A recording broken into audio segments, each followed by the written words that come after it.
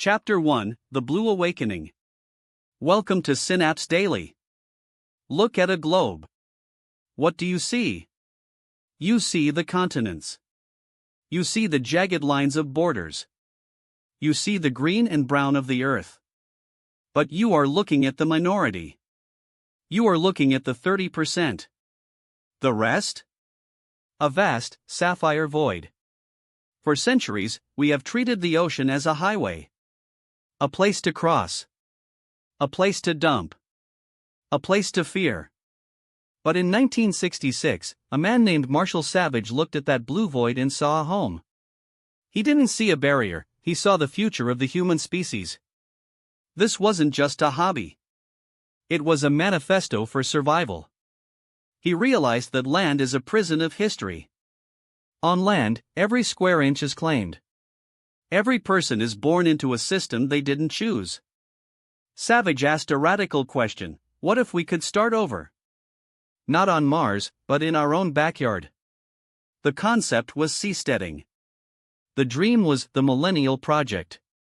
Today, we begin an epic journey into the mind of a visionary who believed that to save humanity, we must first learn to swim. We are diving into a world where cities grow like coral, where energy is pulled from the heat of the waves, and where the word foreigner has no meaning. Chapter 2, Marshall Savage, the Architect of Autonomy. Who was Marshall Savage? In the mid-1960s, the world was vibrating with change. The Beatles were on the radio. The Vietnam War was escalating. NASA was testing rockets. Amidst this chaos, Savage sat in a room in America, drafting a plan that sounded like science fiction but felt like destiny. He wasn't a traditional academic. He was a polymath. A man who understood biology, physics, and sociology in equal measure. Savage's core realization in 1966 was that humanity was hitting a ceiling. Overpopulation wasn't just a number, it was a crisis of spirit. He saw the Earth-first mentality as a dead end. To Savage, the Millennial Project was a bridge. A bridge from our terrestrial past to a celestial future. But you can't build a bridge to the stars if you don't have a solid foundation. He spent years calculating. How many people could the ocean support? How do you maintain a stable society in international waters? He wasn't looking for a getaway for the rich. He was looking for a survival strategy for the many. He believed that the ocean was the crib of the new human. In this chapter, we explore his early writings, his meticulous sketches, and the burning desire for freedom that fueled his pen in an era of global tension. Chapter 3, The Philosophy of the Exit. Why leave? This is the question that haunts every pioneer. For Savage, the answer was the exit option. In political science, we talk about voice and exit. If you don't like your government, you can use your voice, you can vote, you can protest. But what if the system is too broken to hear you? Then, you need an exit. In 1966, there was no exit. Every piece of land was guarded by soldiers and bureaucrats. Savage proposed that the high seas, the 200 miles beyond any coast, belonged to no one and therefore belonged to everyone. This was the great frontier. He argued that by moving to the sea, we could experiment with liquid governance. Imagine a city made of modular platforms. If you disagree with the laws of your neighborhood, you don't move house, you literally unhook your module and float to a different city. This is the ultimate form of democracy. It is a market of societies. Savage believed this would force leaders to be better, because their citizens could literally sail away. This chapter explores the deep libertarian and utopian roots of Savage's vision. We discuss the psychological impact of living in a world without permanent borders and the radical freedom of the open blue. Chapter 4, Project Aquarius, the first step. Now, we get into the steel and the salt. Savage's plan was broken into 8 stages. The first, and arguably the most important, was Project Aquarius. This was the proof of concept. He didn't suggest we build a city of millions overnight. No, Aquarius was to be a small colony in the tropics. Why the tropics? Because of the ocean thermal energy conversion, or OTEC. Savage knew that to survive, a colony needed to be energy independent. In the tropical belt, the surface water is scorching hot from the sun, while the deep water is icy cold. By piping that cold water up, you create a temperature differential. That difference is a battery. A massive, planetary battery. Aquarius was designed to be a self-sustaining ecosystem. Savage detailed how the colony would use mariculture, not just fishing, but farming the ocean at every level. From seaweed to tuna, the city would grow its own food. He envisioned giant, floating lagoons. These weren't just rafts, they were massive rings of concrete and biorock that would calm the waves inside, creating a peaceful lake in the middle of the raging ocean. In this chapter, we break down the original 1966 blueprints. We look at the materials, the chemistry of the water, and the sheer audacity of planning a city that functions like a living organism. This was the birth of the Aquarius dream, a dream that, even today, makes modern engineers stop and wonder. Chapter 5: The Alchemy of the Abyss, Biorock. How do you build a city without a factory? Marshall Savage knew that transporting millions of tons of steel and concrete to the middle of the ocean was a logistical nightmare. It was expensive. It was heavy. It was carbon intensive. His solution was revolutionary: we won't build the city. We will grow it. Savage leaned heavily into a process called mineral accretion, better known today as Biorock. The science is elegant. You take a simple steel frame. You submerge it in seawater. Then, you apply a very low voltage electric current. What happens next looks like magic. The electricity triggers a chemical reaction. It pulls minerals, calcium carbonate and magnesium hydroxide, straight out of the water. These minerals begin to crystallize on the frame. Slowly, the steel is encased in a white, rock-hard shell. It is stronger than concrete. It is self-healing. If a storm cracks the hull of your floating city, you don't need a repair crew. You just increase the voltage. The ocean repairs the wound itself. Savage envisioned entire city foundations grown this way. He called it accruing the future. In 1966, this was the ultimate synergy between human technology and marine biology. We weren't just living on the ocean, we were becoming a part of its geological cycle. Chapter 6: The Blue Revolution, Mariculture. A city is only as stable as its food supply. Savage looked at the open ocean and saw what most biologists call a blue desert. The surface is beautiful, but it's often devoid of life because the nutrients are trapped miles below in the cold, dark depths. To feed a nation, Savage proposed a green revolution for the blue world. The secret was artificial upwelling.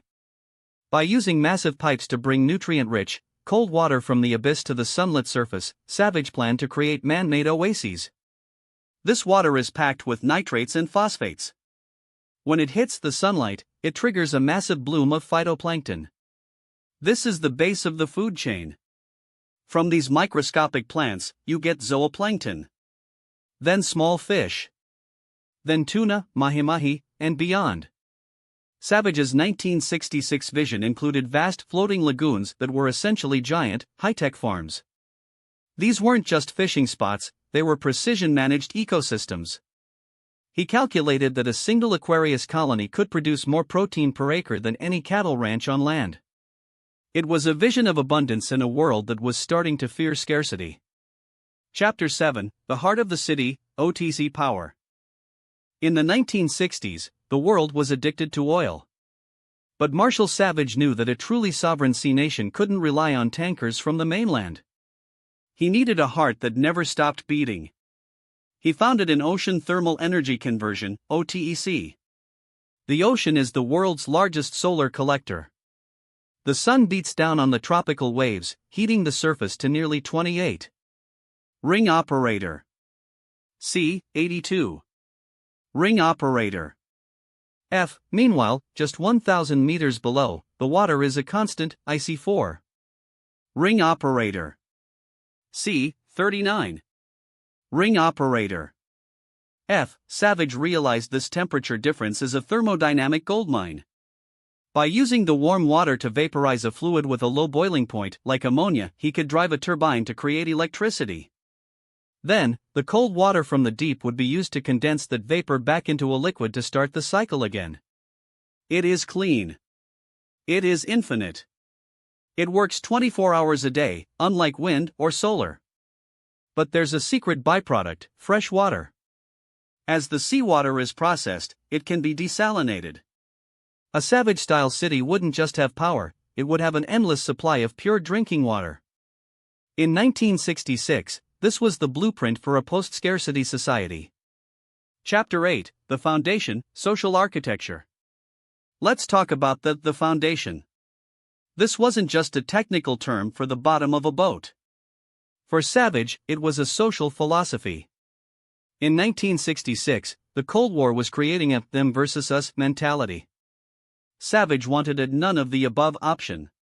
The social structure of the Millennial Project was based on the concept of voluntary association.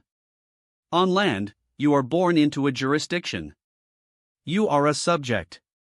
At sea, you are a shareholder. Savage envisioned the city as a cooperative.